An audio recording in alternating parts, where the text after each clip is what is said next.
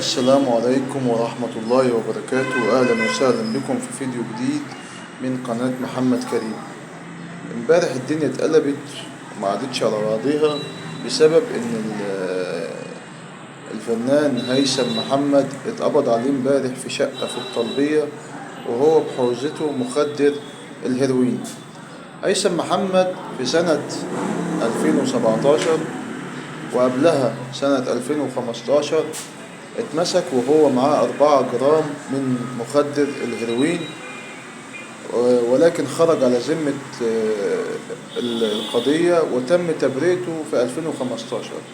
أما بقى في سنة 2017 هيثم محمد اتمسك مرة تانية وهو معاه مخدر الهيروين، كان معاه 4 جرام، طلع على ذمة القضية، ولكن القضية بعدها استكملت إجراءاتها وخد حكم، ولكن ما قبضوش عليه. فضلت الحكومة تتتبع مساره لحد ما عرفوا إن هو امبارح موجود في شقة في الطلبية، واستطاعوا بمداهمة الشقة لقيوا معاه أكتر من 4 جرام من مخدر الهيروين، ولقيوا معاه أوراق مالية، وكان معاه شابين في الشقة. هيثم محمد ابتدى حياته الفنية مع الفنان الكبير يحيى الفخراني والفنانة الكبيرة يسرى، وشارك عدد كبير من النجوم في الأعمال التمثيلية والفنية. أما الإجراء اللي اتخذته نقابة المهن التمثيلية تجاه هيثم محمد، إن النقيب أشرف زكي بعد ما أثير الخبر ده وتأكدوا من صحته،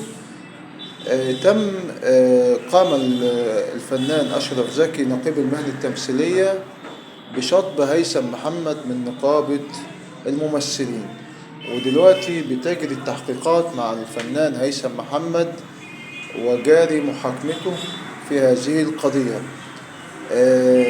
في الفترة الأخيرة يا جماعة انتشر الموضوع ده بشكل كبير ما بين الفنانين.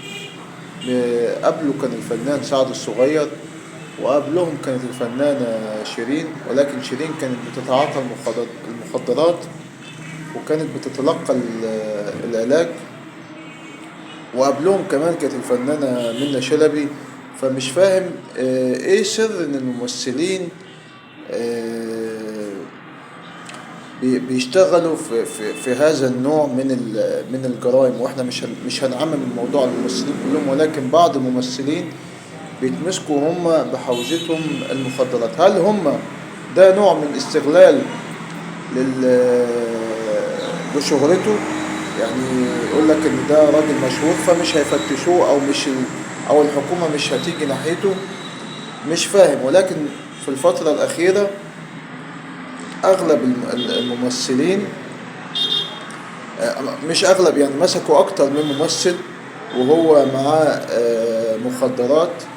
منى شلبي، شيرين تعاطي، الفنان سعد الصغير، والنهاردة الفنان هيثم محمد. الله أعلم اللي هتجيبه الأيام اللي جاية إيه، أو ما ستسفر عنه هذه القضية، وإيه الحكم اللي هيقع عليه، أو هياخد براءة.